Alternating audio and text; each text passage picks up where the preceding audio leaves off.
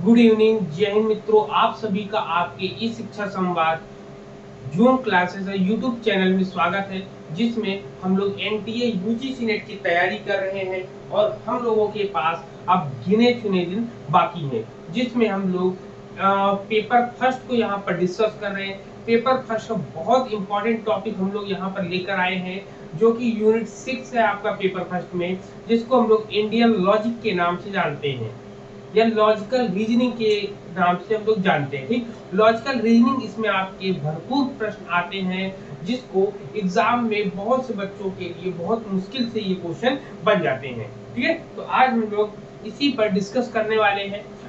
इससे पिछली वाली क्लास में हम लोगों ने काफी चीजों को डिस्कस कर लिया था और आज हम लोग इसी के अंतर्गत अन्य चीजों को भी डिस्कस करेंगे। ठीक, हम लोगों ने जब तर्कदोष की बात करी थी, तो तर्कदोष हम लोगों ने दो प्रकार के पढ़े थे। एक फॉर्मल फैलेसीज पढ़ी थी और दूसरा इनफॉर्मल फैलेसीज पढ़ी थी। तो हम लोग इनफॉर्मल फैलेसीज के अकॉर्डिंग पढ़ रहे हैं, इनफॉर्मल फैलेसीज के बारे में। इनफॉर्मल फैलेसीज के बारे में हम लोग पढ़ रहे हैं। इसके टाइप्स ही एग्जाम में पूछे जाते हैं और उसी को हम लोग यहाँ पर डिस्कस कर रहे हैं। ठीक है, हम लोग तो उसी के आगे के क्रम में हम लोग चलेंगे और हम लोग करेंगे नंबर 3 पर। नंबर 3 पर आपका क्या आता है?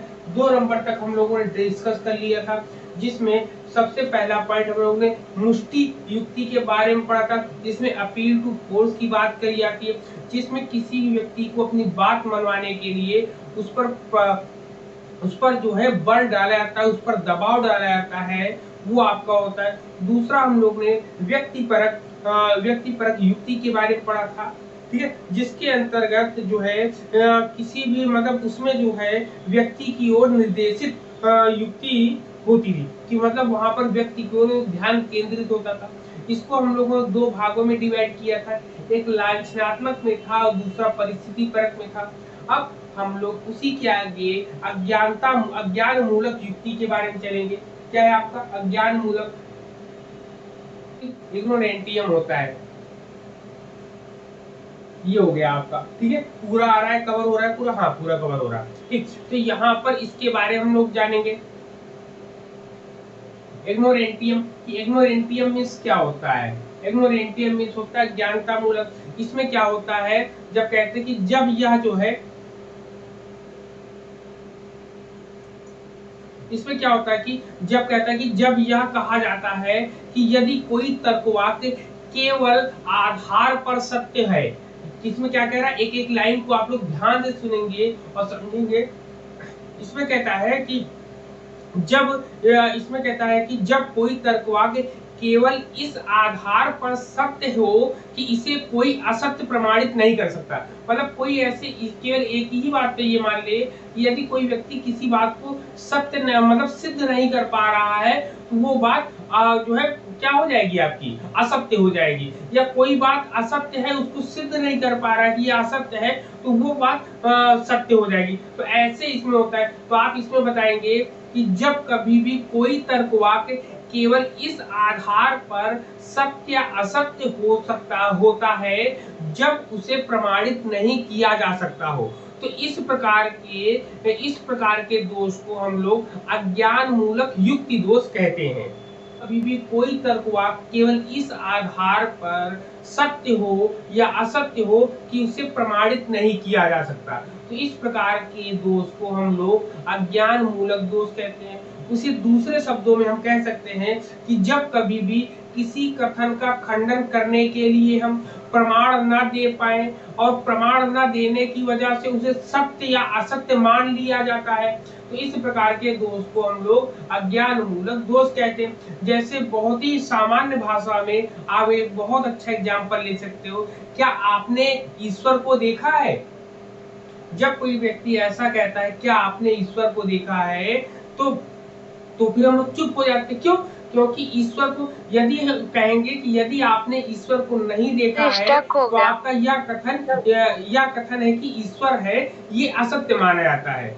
ठीक है ना। ये बहुत ही साधारण एग्जाम्पल है आपका। इस एग्जाम्पल से आप अज्ञान मूलक को आप आराम से समझ सकते हैं। है कि जब इसमें एग्जाम्पल होता है कि क्या तुमने ईश्वर को देखा है। आपसे कोई पूछता है क्या आपने ईश्वर को देखा है, आप लोग बताओ किसी ने देखा है? No sir. नहीं देखा है। तो जब तो फिर यहाँ पर ये होता है कि यदि आपने ईश्वर को नहीं देखा है तो आपका ये कथन हो कि ईश्वर है, कि ये बात जो है असत्य हो जाएगी। क्यों हो जाएगी ये सब? क्योंकि यहाँ पर प्रमाण नहीं दे सकते हो आप, इसलिए इसको अज्ञान मूलक दोष कहा गया है। ठीक, इसी प्रकार कहते हैं कि भूत प्रेत है, सब कुछ है यहाँ पर। क्या पूछा जाएगा क्या ये बात सत्य है कि सच? कहा गया कि हाँ यहाँ पर भूत प्रेत है। तो आप जब तक ये सिद्ध नहीं कर पाए कि वहां पर भूत नहीं है तो मान लिया गया कि वहां पर भूत है। तो इस प्रकार के जो होते हैं, इसी को जिसका हम कोई प्रमाण नहीं दे सकते, कोई एविडेंस नहीं दे सकते, कोई प्रूफ नहीं दे सकते, ऐसे प्रकार को सत्य तो है, लेकिन जब कोई उससे पूछता है कि इसको सिद्ध करो और वो चीज हम सिद्ध नहीं कर पाते हैं तो वो सत्य असत मान लिया जाता है। क्लियर है पॉइंट? बताइए। देखिए, दया मूलक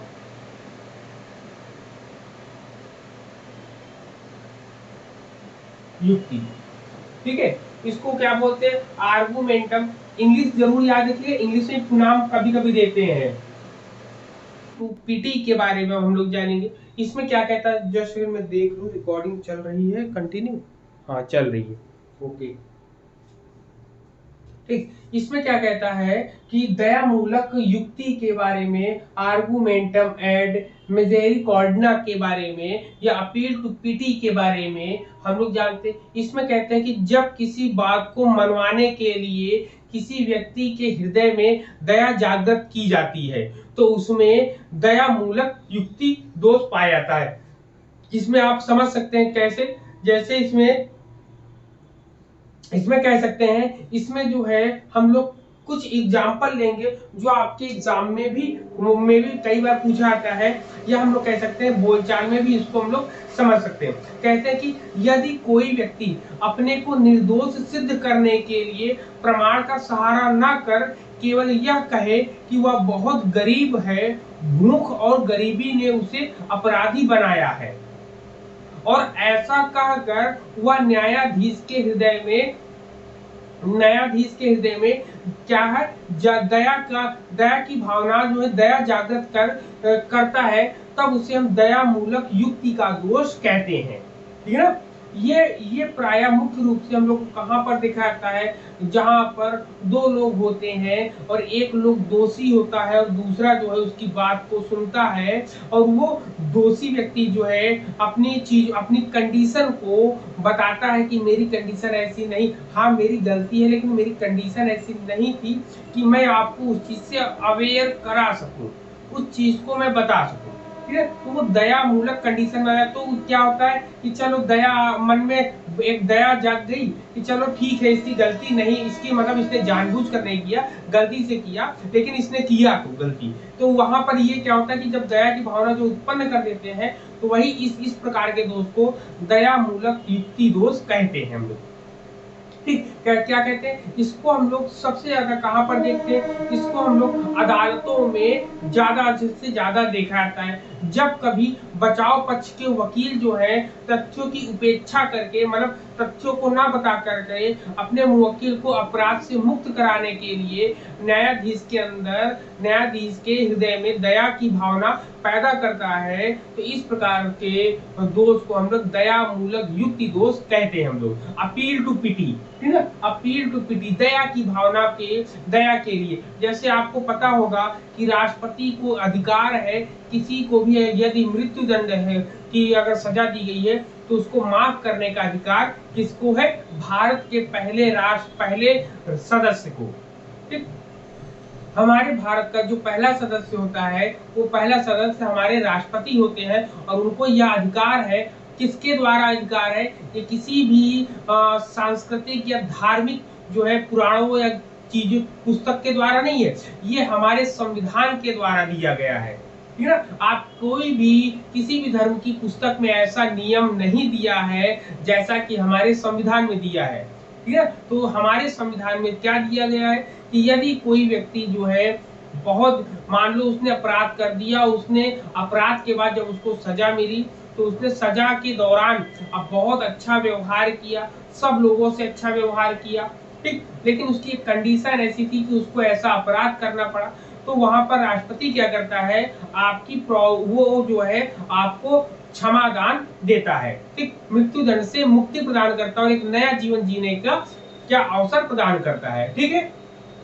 तो ये हमारे कोई भी धर्म में, कोई भी ग्रंथ में, चाहे आप गीता, रामायण, महाभारत कुछ भी पढ़ लो, किसी में नहीं दिया गया है, ये हमारे भारत के संविधान में दिया गया है, ठीक है।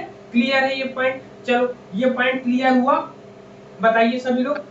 सर सर इसको तो हम हर जगह फॉलो कर सकते हैं, जैसे मतलब इसका एग्जाम्पल सेट कर सकते हैं, घर में भी हो सकता है बिल्कुल होता और है। आसपास के जगहों पे हो सकता है।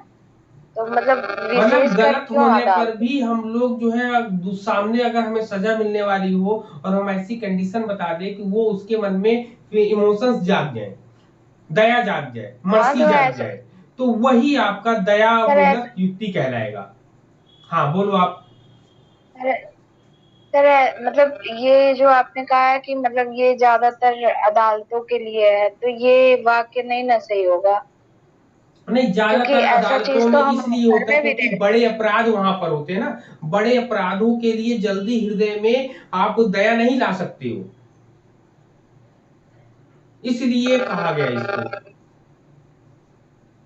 सर तो मतलब इसमें डिफरेंस क्या है? जैसे हम घर पे कैसे यूज कर सकते हैं? अभी हमारे घर पे कोई मेट है लगी हुई है और उसने कुछ गलत कर दिया है, कोई भी काम कर दिया और मालिक पकड़ लिया उसे, तो वो उसे दया की ही तो उपेक्षा अपेक्षा रखेगा। हाँ बिल्कुल बिल्कुल, दया की अपेक्षा वो रखेंगे, तो ये भी, इसको भी हम प्रयोग करते हैं, तो फिर ठीक है। घर में तमाम फिर इसकी तरीके की हर परिभाषा जगह, क्या होगी, हर बोलो। रिलेशनशिप में आप ये कंडीशन जरूर देखोगे, कोई भी रिलेशन हो, ठीक है, सब जगह इस कंडीशन को आप लोग जरूर देखोगे, है कि नहीं है। आप अपने आसपास की चीजों को देखोगे, उसमें भी जी आपको ये चीजें देखने को जरूर मिलती हैं, है ना। जी सर। हाँ अगर जी सर, हाँ। ये आसपास हर जगह है। और इसका प्रयोग जो है तो लोग इस दुरुपयोग भी करते हैं, अगर कोई ज्यादा भावुक व्यक्ति होता है तो उसको ऐसी बातें बताएंगे कि उनका काम निकल जाए और वो अपना जो है अपनी फीलिंग्स उसके अंदर जगा लेंगे और अपना काम निकल जाएगा उनका, तो ऐसी कंडीशन बहुत ज्यादा जो है देखी जाती है समाज, वर्तमान समय तो बहुत ज्यादा है ना।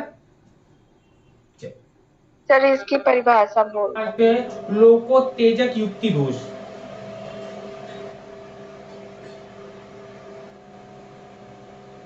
कॉपुलम, ठीक है ना।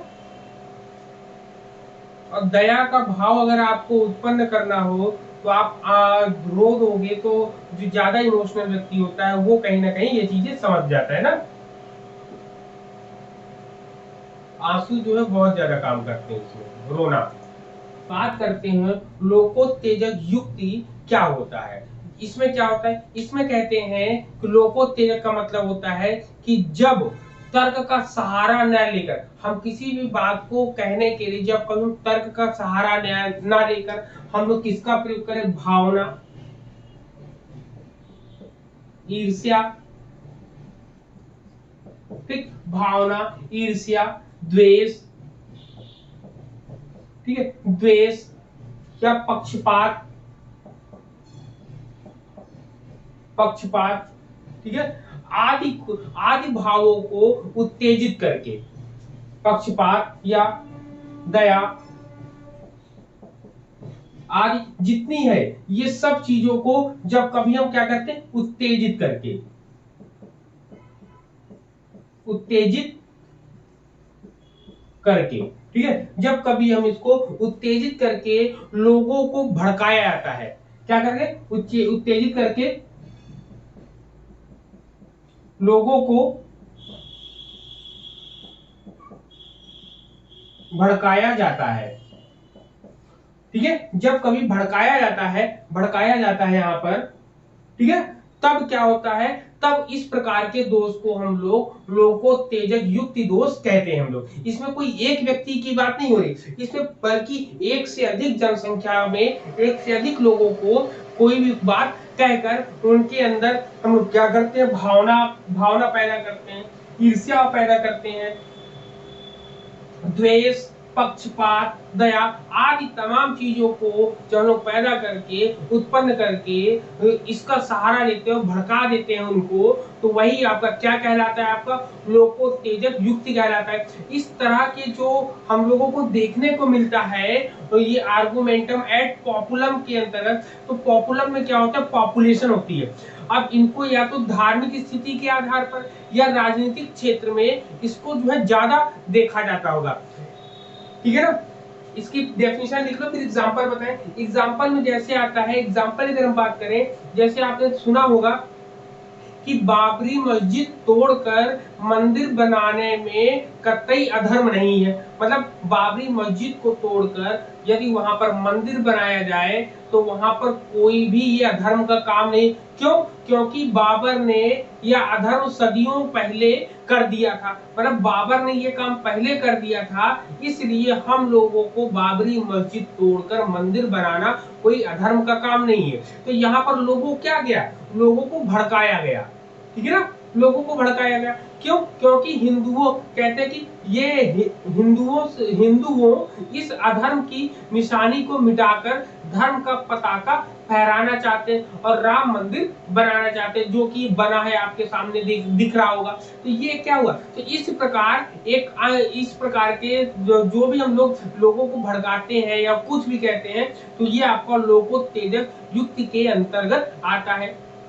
या फिर हम दूसरा एग्जांपल ले लें, दूसरे एग्जांपल में होता है कि बाबर की इन तस्वीरों को, मतलब बाबर की इन तस्वीरों को बाबर के तौर तरीकों से हम गिन चुनकर मतलब गिन कर हम देखते हैं कि मतलब उसने जितनी भी आकृतियां, जितनी भी चीजें बनाई थी, उन सब चीजों को हम लोग क्या हुआ कि वहां पर जितनी भी चीजें आपने बाबर या जितने भी मुगल शासक थे, उन लोगों ने ज्यादा, अगर आप इतिहास पढ़ोगे तो इतिहास के पन्नों को जब आप पलटोगे उसमें आप देखोगे कि मंदिरों को तोड़कर जो है वहां पर जो है मुस्लिम लोगों ने अपनी चीजों को बनवाया है। तो वही यहाँ पर इसका एक विरोध का कारण होता है। और ये क्या करते हैं, हर बार राजनेता लोग जो राजनीति में है, नेता लोग भरपूर इसका प्रयोग करते हैं लोगों को भड़काने का, ठीक है ना। इसको हम और प्रयोग कर सकते हैं कि विज्ञापनों में भी यह बहुत ज्यादा हम लोग को दिखाया जाता है, ठीक है ना, क्लियर है। अगर इससे एक कदम और आगे आप चलोगे, थोड़ा सा इतिहास जो है, इतिहास के पन्नों को भी छुपा लिया गया है। अब इतिहास के पन्नों में केवल मंदिरों की बात बताई, मंदिर को तोड़कर मस्जिद बनाया गया। अरे मंदिर कब बने, मंदिरों को भी तो जब बुद्ध के जो थे, बुद्ध से पहले किसी ने भी नहीं बनवाया था। बुद्ध से पहले मंदिरों की बात ही नहीं थी। जब बुद्ध थे, उनके द्वारा मठ और विहार बनाए गए, तो उन सबको नाश विनाश करके उनके द्वारा जो बनाए गए थे उसको हटाकर बनाकर तब जाकर इन्होंने मंदिरों का निर्माण किया। तो मंदिर भी कहीं ऐसा नहीं है, लेकिन ये एक विवादित चीजें हैं। इसको यदि इतिहास के पन्नों को अगर छुपा दिया गया है तो आप और हम सच्चाई नहीं जान सकते हैं, ठीक है ना। जब आप इसकी तह तक जाओगे, क्योंकि जब मैं दर्शन पढ़ा रहा था तो दर्शन में मैंने कहा था कि भारत में जितने भी दर्शन, जितने भी संप्रदाय चले हैं, वो एक के बाद एक नहीं है, वो सब एक साथ पैरेलल चलते हुए आए हैं, ठीक है। जब मैंने बताया था कि बौद्ध धर्म का बहुत ज्यादा प्रचार प्रसार हुआ था, तब शंकराचार्य जी ने ये ठाना था कि मुझे सनातन धर्म को फिर से वापस लाना है, उसको मनवाना है। तो इन्होंने अनेक तरीके के काम किए, लोगों को प्रचार प्रसार किया, तमाम तरीकों का किया, ठीक। तो एक धर्म की उत्पत्ति जो है किसी दूसरे धर्म की काट कर नहीं, बल्कि अपनी चीजों को बढ़ाकर हुई, ठीक है ना। कमियों को भी बताया, अच्छाइयों को भी बताया, लेकिन बौद्ध धर्म आज भी उतना ही मजबूत, उतना ही सशक्त है। हमारे भारत को छोड़कर आप अन्य देशों में जाकर देखोगे तो वो ज्यादा माना जाता है। क्यों?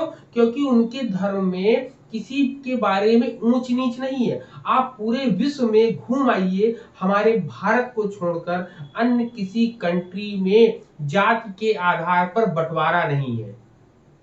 आप पूरे विश्व में, आप पूरे देशों को देख लीजिए, उसमें जो है आपको किसी भी कंट्री में जात के आधार पर जो बंटवारा हम लोग के समाज में है, वो बंटवारा और कहीं नहीं है, केवल भारत में ही है। ये एक सबसे बड़ी गंभीर समस्या बनी हुई है, जो बाबा साहब भीमराव अंबेडकर ने बहुत बड़ा प्रयास किया था और हम लोगों को शिक्षा दिलाई। तो हम लोग बात कर रहे थे बौद्ध धर्म की और हमारे सनातन धर्म की, तो उनमें क्या अंतर है, क्या स्थितियां थी, क्या स्थितियां नहीं थी, मैंने पूरा का पूरा आपको भारतीय दर्शन में बहुत अच्छे तरीके से कहानियों के माध्यम से बता रखा है। ठीक है ना? तो ये था आपका लोकोत्तेजक में क्या होता है, लोकोत्तेजक का मतलब होता है लोगों को उत्तेजित करना, लोगों को भड़काना। जब कभी हम लोगों को उत्तेजित, उनके अंदर क्या करते हैं, दुश्मनी, ईर्ष्या, द्वेष या पक्षपात की भावना उत्पन्न करते हैं, तो इस प्रकार के दोष को हम लोकोत्तेजक युक्ति कहते हैं।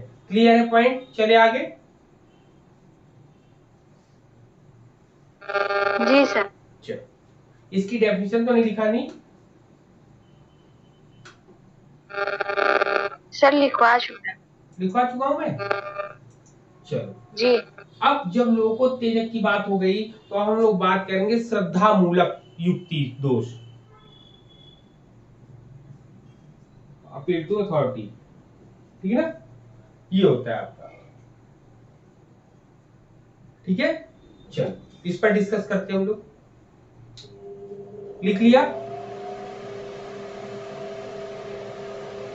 जी सर। हम लोग बात कर रहे हैं अब श्रद्धा, नंबर 6 पर। नंबर 6 में आपका है श्रद्धा मूलक युक्ति दोष, जिसको आर्गुमेंटम एड वर्केंडियम बोलते हैं हम लोग, या फिर इसको अपील टू अथॉरिटी। आपके एग्जाम में वर्केंडियम कम आता है, अपील टू अथॉरिटी ज्यादा पूछा जाता है। ठीक है ना? आप इसके हिंदी वर्ड में मत जाइएगा, हिंदी में भी ऐसा लिखा होगा और इंग्लिश में भी लिखा होगा, उसको आपको ध्यान देना है ना। इसका बार बार इंग्लिश में इसलिए लिख रहा हूँ ताकि श्रद्धा मूलक एक अलग चीजें होती हैं, श्रद्धा जिसमें हम लोग भक्ति की भावना उत्पन्न करते हैं, वो चीजें होती है, लेकिन यहाँ पर इंग्लिश इसका कुछ अलग दिया, अपील टू अथॉरिटी की। जब कहते हैं कि इसकी परिभाषा यदि आपको समझनी हो, इसको कैसे परिभाषित करेंगे, तो कहते हैं कि जब तर्क का सहारा न लेकर आप तो वचन के प्रति आदर और श्रद्धा का भाव उत्पन्न किया जाता है। ठीक है ना? क्या होता है इसमें, कहते हैं कि जब, लिखेंगे, जब तर्क का सहारा ना ले जाता है। ठीक है? तो ये है, जब कभी हम लोग तर्क का सहारा ना लेकर हम लोग आत्मवचन के लिए आदर का भाव उत्पन्न किया जाता है, तब ऐसी स्थिति में हम लोग श्रद्धा मूलक युक्ति दोष पाया जाता है। ठीक है? लेकिन यह दोष जो है, यह विधि जो है, हमेशा दोष युक्त नहीं होती है। ठीक है? कभी कभी कहते हैं कि जब यह स्पष्ट कर दिया जाए कि यह कथन एक विशेषज्ञ द्वारा, एक विशेष व्यक्ति द्वारा दिया गया है, लेकिन जिस क्षेत्र में एक व्यक्ति विशेषज्ञ नहीं है, उसके बारे में उसकी कथन की प्रामाणिकता सिद्ध करने के लिए आप्तवचन की महिमा एवं गरिमा के प्रति आदरणीय भावना दिखाई जाए, तो उसे श्रद्धा मूलक युक्ति कहते हैं। अब जैसे इसका मतलब ये है कि कोई एक ज्ञानी व्यक्ति है, कोई एक मान लो फिजिक्स, भौतिक विज्ञान का जानकार है। अब भौतिक ज्ञान का जानकार होने के साथ साथ उसने कोई ना कोई समाज के बारे में कोई ना कोई कंडीशन बता दी। अब भौतिक विज्ञान के प्रति वो जानकार है, वो अच्छा व्यक्ति है, उसको सब लोग मानते जानते हैं, तो उसको मानने वाले लोग क्या कहेंगे कि हमारे फिजिक्स वाले गुरुजी ने जो कहा है वो समाज के लिए भी हो सकता है सही होगा। तो जब इस प्रकार की भावना उत्पन्न हो जाती है और ऐसी कंडीशन होती है, तो इसे ही हम लोग श्रद्धा मूलक युक्ति कहते हैं। जैसे आप किसी गुरु को मानते हो और वो उन गुरु को केवल आध्यात्मिक ज्ञान हो, भौतिक विज्ञान, रसायन विज्ञान, जीव विज्ञान का ज्ञान ना हो, लेकिन फिर भी वो उस पर जो है कोई टिप्पणी कर दे और आप क्या कहो, यदि मेरे गुरुजी ने कहा है तो ये बात सही ही होगी, गलत हो ही नहीं सकती। क्यों? क्योंकि आपके मन क्या है, आपके मन में उनके प्रति आदर है। ठीक है? ये होता है। लेकिन आपके एग्जाम में क्वेश्चंस कैसे आएंगे उसको भी हम लोग समझते हैं। कहेंगे वे भी सिगरेट पीते थे, मतलब एक एग्जाम्पल आएगा कि वे भी सिगरेट पीते थे और उनका स्वास्थ्य भी अच्छा है। मतलब जैसे कोई कहता है कि आपका स्वास्थ्य अच्छा नहीं होगा, तो उन्होंने कहा कि वो व्यक्ति भी, जैसे मान लो कोई बच्चा है वो सिगरेट पी रहा हो, तो वो कहेगा देखो वो रमेश है, रमेश भी सिगरेट पीता था लेकिन उसका स्वास्थ्य भी अच्छा है, और आप कह रहे हो कि आपका स्वास्थ्य खराब हो जाएगा। क्यों? क्योंकि सिगरेट पीने में कोई हानि नहीं है। ठीक है, कोई किसी से अगर आप कहोगे, मना करोगे, कहेंगे अरे मेरे बाबा जी भी तो पीते हैं तो मैं क्यों ना पीऊं। क्यों? क्योंकि फिर आप समझाओगे नहीं, इससे हाँ मतलब तबीयत खराब हो जाएगी, आपका शरीर कमजोर है। ऐसा कैसे कह दिया, हमारे बाबा तो अभी तक देखो खा पी रहे हैं, सिगरेट भी पीते हैं, दारू पीते हैं, सब करते हैं और देखो स्वस्थ भी है। तो यहाँ पर गलत, तो यहाँ पर क्या हो जाएगा, श्रद्धा है, वो गलत चीजों के प्रति उसकी श्रद्धा है, तो इसी को हम लोग श्रद्धा मूलक युक्ति दोष कहते हैं इसको। क्लियर है? कार में आप कह सकते हो कि जब किसी आप्त पुरुष का मतलब होता है जिसको समाज में सिद्धि मिल गई हो, जिसमें समाज जिसको मानता हो। जैसे इस समय समाज में अपने आप को सर्वश्रेष्ठ ऊंचाइयों पर ले जाने वाले कौन है, तो अमिताभ बच्चन कह सकते हैं, सचिन तेंदुलकर, जिन्होंने अपने क्षेत्र में बहुत बड़ा नाम कमाया हो, उन लोगों को भी श्रद्धा मतलब आप्त पुरुष हम लोग कह सकते हैं। प्रोफेसर, अच्छा हाँ, जैसे एक फिजिक्स के टीचर जो है वो समाज के बारे में, समाज की संरचना के बारे में बताना शुरू कर दे, तो वहां पर जो बच्चे उनसे फिजिक्स पढ़ते हैं वो बच्चे उनको मानते हैं। वो स्टूडेंट जानते हैं कि हमारे गुरुजी यदि कोई बात बोलते हैं तो बिना लॉजिक के, बिना टेक्निक के नहीं बोलते, लेकिन उनके गुरुजी ने अपने द्वारा समाज की अच्छाई और बुराई के बारे में बताना शुरू किया। किसके आधार पर? अपने केवल गणित के आधार पर। सामाजिक संरचना के बारे में उनको जरा भी ज्ञान नहीं, लेकिन वो समाज के बारे में बता देते हैं। तो यहाँ पर जो वो बालक जो है किसी तीसरे पर्सन से मिलता है और समाज के बारे में वो कहानी बताना शुरू करता है, तब मान लो समाज शास्त्री टीचर के पास गया, अब वो बताना शुरू करे तो वो उसकी बात ना मान के अपने गुरु की ही बात माने। तो इसको श्रद्धा मूलक ही जो है युक्ति कहते हैं। इसमें एक एग्जांपल और लिख सकते हैं, जैसे डार्विन का प्रमाण दिया जाए तो डार्विन जो है कौन से थे, प्राणी शास्त्र विशेषज्ञ थे, लेकिन ये जो है राजनीति के बारे में अगर बताना शुरू कर दे तो भाई राजनीति के बारे में उनको थोड़ी माना जाएगा डार्विन को। या फिर आइंस्टीन है, आइंस्टीन जो है भौतिक शास्त्री है और ये राजनीति के बारे में या समाज के बारे में बताना शुरू कर दें तो क्या ये इनकी बात को सही माना जाएगा? नहीं माना जाएगा। तो इस प्रकार, लेकिन उनके जो प्रशंसक है या उनको जो मानने वाले हैं वो लोग कहेंगे नहीं, हमारे गुरुजी ने जो कहा है वही सही है। तो ऐसी कंडीशन में कौन सा होता है, आर्गुमेंटम एड वर्केंडियम होता है या अपील टू अथॉरिटी होता है। ठीक है, अपील टू अथॉरिटी के बारे में, अपील टू अथॉरिटी से आप समझ सकते हो कि जिसको हम मानते हैं वही वो बात कह रहे हैं, तो इसलिए ये बात सही होगी आपकी। क्लियर पॉइंट करते हैं। नेक्स्ट है आपका सोपाध या उपलक्षण दोष। क्या है नंबर 7 पे? सोपाधि। ठीक, सोपाधि या ये क्या होता है इसके बारे में हम लोग डिस्कस करते हैं।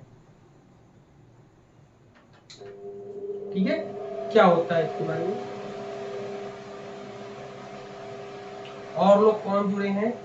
आशुतोष सर जुड़े हैं, शैलवी जुड़ी है और नेहा जुड़ी। चलिए कोई, अब इसमें हम लोग बात करते हैं सोपाध या उपलक्षण दोष के बारे में।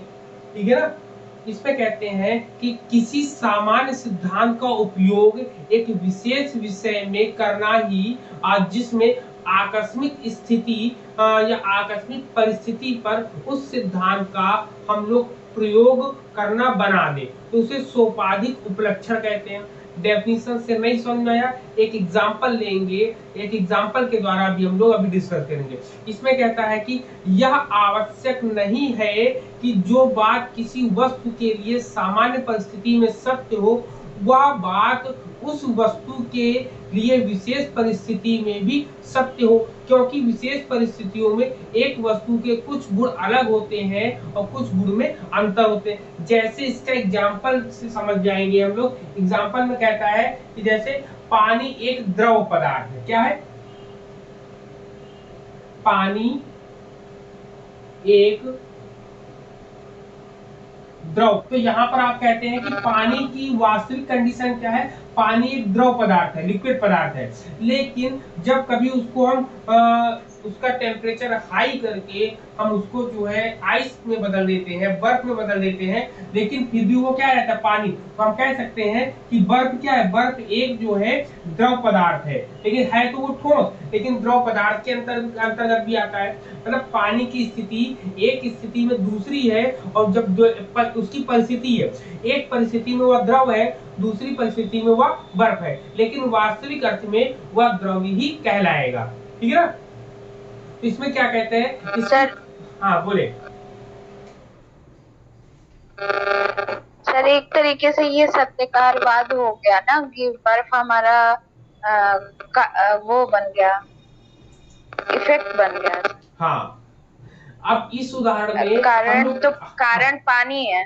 हाँ बिल्कुल बिल्कुल सही लगा रहे हो आप। अगर इस तरीके से जब आप लोग एक सब्जेक्ट को दूसरे सब्जेक्ट से जोड़ना शुरू कर दोगे तो आपको समझना और समझाना बहुत सरल हो जाएगा। ठीक, अब इसमें कहते हैं कि इस उदाहरण को हम लोग समझ लेते हैं। कहते हैं इस उदाहरण में सोपाधिक दोष मिलता है। क्यों? क्योंकि पानी का द्रव पदार्थ है। पानी क्या है? पानी द्रव पदार्थ होना चाहिए। सामान्य परिस्थितियों में यह सत्य है, लेकिन किंतु एक विशेष परिस्थिति में जब पानी जमकर बर्फ बन जाता है तब भी इसे हम द्रव पदार्थ ही कहा जाएगा। तो ये चीजें गलत है। क्या है ये गलत है। क्यों? क्योंकि बर्फ जो होता है वो ठोस होता है। ठीक, अब पानी को जमाकर हमने बर्फ बना दिया तो वो आपका द्रव थोड़ी कहलाएगा, वो आपका क्या कहलाना चाहिए? वो आपका ठोस कहलाएगा। ठीक है, इसी प्रकार हम कह सकते हैं कि जब सामान्य परिस्थितियों के सत्य होने पर कुछ विशेष या आकस्मिक परिस्थितियों को भी सत्य मान लिया जाए, तब इस प्रकार के दोष को हम लोग क्या कहते हैं? इस प्रकार के दोष को हम उपलक्षण दोष कहते हैं। क्या कहते हैं? उपलक्षण दोष कह सकते हैं। फैल्सी टू एक्सीडेंट कहते हैं हम लोग। ठीक है ना? जैसे हम लोग एक एग्जांपल और ले लेते हैं तो और अच्छा हो जाएगा। इसमें कहा जाए कि जैसे स्नान करना एक स्वास्थ्य के लिए लाभदायक है। स्नान करना स्वास्थ्य के लिए तो लाभदायक है, लेकिन यदि किसी को बुखार हुआ हो तो क्या बताओ, बुखार में नहाना स्वास्थ्य के लिए लाभदायक है क्या?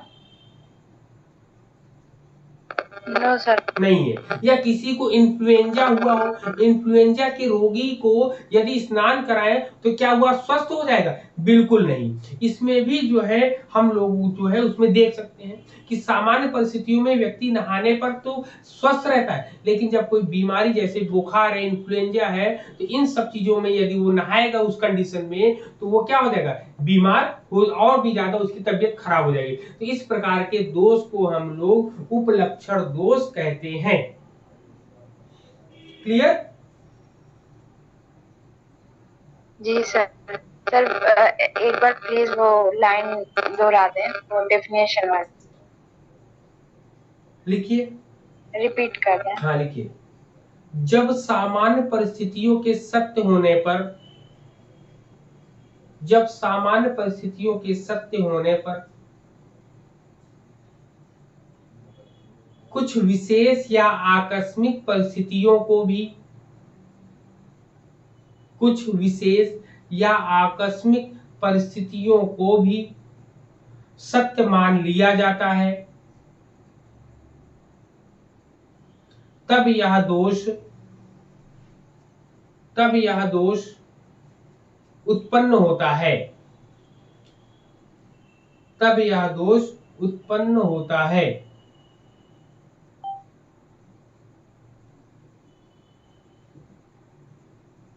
जैसे स्नान करना स्वास्थ्य के लिए लाभदायक है, जैसे स्नान करना स्वास्थ्य के लिए लाभदायक है।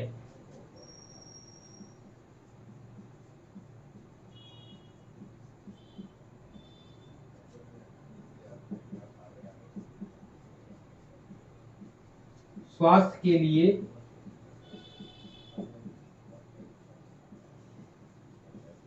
लाभदायक है। ठीक है, जैसे अब बुखार,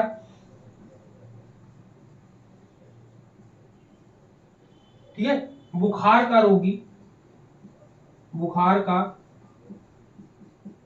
रोगी, ठीक है, बुखार का रोगी यदि स्नान करे तो वह स्वस्थ हो जाएगा। ठीक, ये एग्जाम्पल भी आप लोग लिख लेंगे इसी प्रकार। क्लियर है पॉइंट? सर वैसे समझ में नहीं आता है, मतलब कई पॉइंट समझ में नहीं आते हैं तो आपसे पूछ लेते हैं तो वो सही रहता है, क्रॉस क्वेश्चन जब कर लेते हैं। हाँ, क्रॉस क्वेश्चन और प्लस जब एग्जाम में जब हम बैठते हैं ना, तो हम लोग को एग्जाम में ये बातें याद रह जाती हैं। आप किताब की पढ़ी हुई चीजों को भूल जाओगे, लेकिन किसी व्यक्ति के द्वारा टोन मारा हुआ या किसी व्यक्ति के द्वारा कोई एग्जाम्पल दिया हुआ आप नहीं भूलोगे, है ना? सच्चाई यही है। जी सर। हाँ, इसीलिए जी। हम लोग को डिस्कस करना चाहिए। चलो, अब आता है आपका परिवर्तित, परिवर्तित, ठीक है, परिवर्तित उपलक्षण। ठीक, उपलक्षण लिखा होगा या परिवर्तित सोपान लिखा होगा। ठीक, ये दोनों लिखा होगा आपका। ठीक, सोपाधि दोष, इसको क्या बोलते हैं? इसको बोलते हैं हम fallacy of converse accident,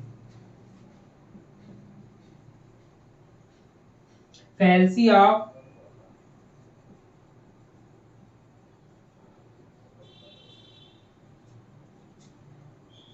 converse accident. ठीक है, ये लिखेंगे आप लोग। ठीक, होता क्या है, चलो इसके बारे में भी डिस्कस कर लेते हैं।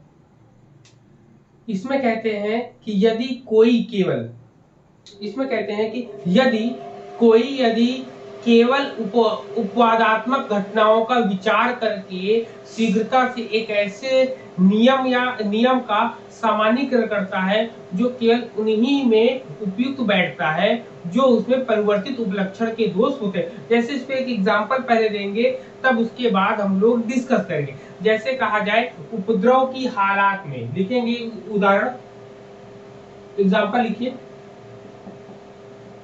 देखिए, उपद्रव की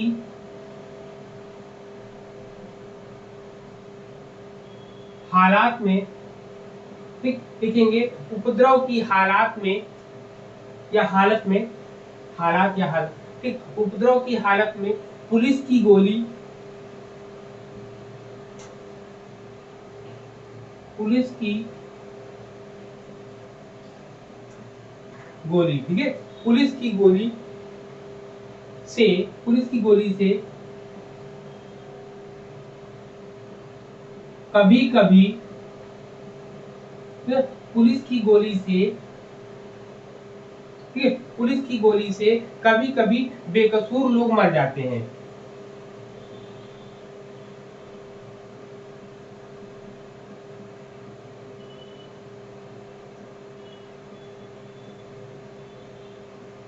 ठीक, कभी कभी बेकसूर लोग मर जाते हैं।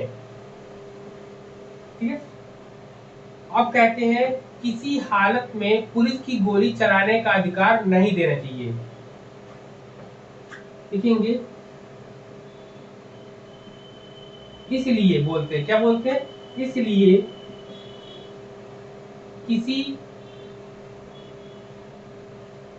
भी इसलिए किसी भी हालत में पुलिस को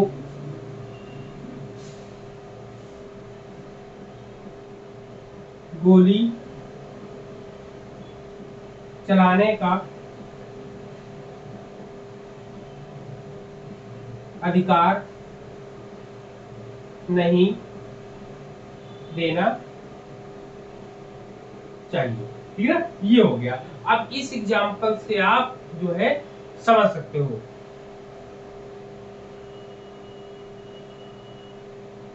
ठीक है, क्या लिखा है, अब आप एग्जाम्पल पढ़ सकते हो। एग्जाम्पल में सबसे पहले परिवर्तित कह रहा, परिवर्तित उपलक्षण के बारे में हम लोग बात करेंगे। ठीक, कहता है कि जब कभी किसी भी घटना में विचार करें और शीघ्रता से उस नियम का पालन करके शीघ्रता से हम उसके लिए नियम बनाए हैं और वह नियम जो है सामान्यीकृत सभी कंडीशन में सामान्यीकृत नहीं होता है, तो उसे हम परिवर्तित उपलक्षण कहते हैं। जैसे इसमें कहा गया कि उपद्रव की हालत में, ठीक, उपद्रव की हालत में पुलिस की गोली से कभी कभी बेकसूर लोग मर जाते हैं, इसलिए किसी भी हालत में पुलिस को गोली चलाने का अधिकार नहीं देना चाहिए। ठीक, सर ये हालात तर्क ही दिया गया होगा, है। हालात ही होगा। हालत या हालात दोनों ही है, ठीक है, किसी भी हालात सर में। चल, ठीक है, तो यहाँ पर ये इसके आधार पर इस किसी को ये बताया गया, इसके आधार पर ये तर्क दिया गया। तो जब इस प्रकार के तर्क दिए गए तो ये हर जगह तो सामान्यीकरण नहीं हो सकता ना, विशेष परिस्थितियों में होना चाहिए। लेकिन ये जब तर्क दिया गया तो इससे पूछा गया कि इसमें क्या है, इसमें एक प्रकार का दोष पाया जाता है, ठीक है ना, इसमें एक प्रकार का दोष पाया जाता है, इसलिए इसको परिवर्तित उपलक्षण कहा जाता है, फैल्सी ऑफ कन्वर्स एक्सीडेंट कहा जाता है। ठीक है, इसमें कह सकते हैं कि आधार वाक्य जो होता है विशेष परिस्थितियों में सत्य होते हैं, किंतु इससे जो निष्कर्ष निकलता है, ठीक है ना, लेकिन किंतु जो इससे निष्कर्ष निकलता है वह निष्कर्ष जो है सामान्यीकरण कर दिया जाए तो ऐसा जो है उचित नहीं है, क्योंकि पुलिस को किसी भी परिस्थिति में गोली अगर नहीं चलाने दोगे तो ये गलत माना जाएगा। ठीक है ना,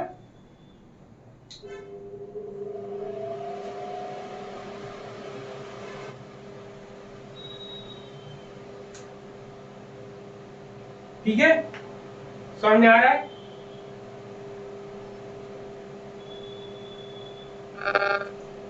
जी सर। एक दूसरा उदाहरण भी इसका ले ले तो और भी चीजें क्लियर हो जाएंगी। जैसे आप दूसरा एग्जांपल लिखेंगे, दूसरे एग्जांपल में कह सकते हैं कि अधिक मात्रा में शराब जहर है। क्या है, अधिक मात्रा में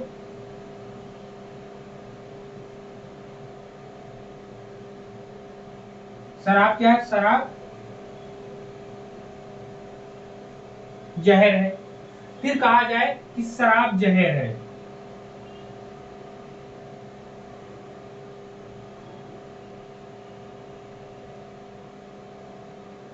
ठीक, शराब जहर है ये कहा जाए, दो वर्ड बोलेगा इसमें। तो इस युक्ति में कैसे आप बताएंगे कि उपलक्षण परिवर्तन, अब इसमें पूछा गया कि इसमें किस प्रकार का दोष पाया जाता है, आपके एग्जाम में ये प्रश्न दे दिया गया। तो अब आपको ये समझना चाहिए कि शराब जो है एक विशेष परिस्थिति में जहर हो जाती है जब उसकी मात्रा बढ़ा लेते हैं। लेकिन आपने देखा होगा छोटे बच्चों को जब सर्दी खांसी हो जाती है तो उनको कच्ची दारू पिलाई जाती है, कच्ची शराब पिलाई जाती है ना, तो वो एक अगर सही मात्रा में लिया जाए तो ये दवा का काम भी करती है। लेकिन ये कहा जाए कि अधिक मात्रा में शराब जहर है और ये कहा जाए शराब जहर है। अब बताओ यह जो है किस प्रकार के दोष से संबंधित है, तो आप कौन सा बताओगे, परिवर्ती उपलक्षण दोष से संबंधित है। क्यों, क्योंकि शराब एक विशेष परिस्थिति में जहर हो सकता है जबकि उसकी मात्रा बढ़ा दी जाए, लेकिन इससे यह निष्कर्ष नहीं निकाला जाता कि शराब सभी परिस्थितियों में जहर है। ठीक है, क्योंकि इसका उपयोग दवा के रूप में भी हम लोग करते हैं। ठीक है, तो ऐसे एग्जांपल्स आपके एग्जाम में आएंगे और आपको वहां पर बताना होगा। क्लियर। सर इसका डेफिनेशन। हाँ बोलिए।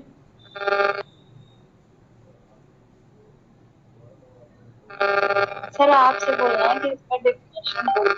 डेफिनेशन लिखा दें इसकी। जी। चलो लिखिए, लिखिए।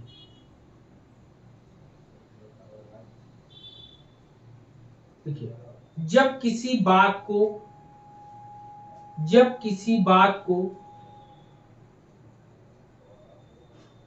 जो कि विशेष परिस्थितियों में सत्य है, जो कि विशेष परिस्थितियों में सत्य है, उसे सामान्य परिस्थितियों में भी सत्य मान लिया जाए, उसे सामान्य परिस्थितियों में भी सत्य मान लिया जाए, तब यह दोष उत्पन्न हो जाता है।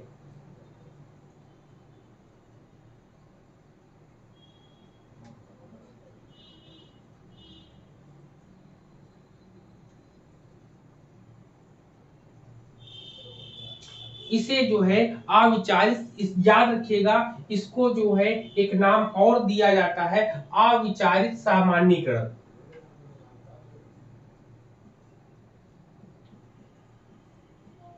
अविचारित सामान्यीकरण।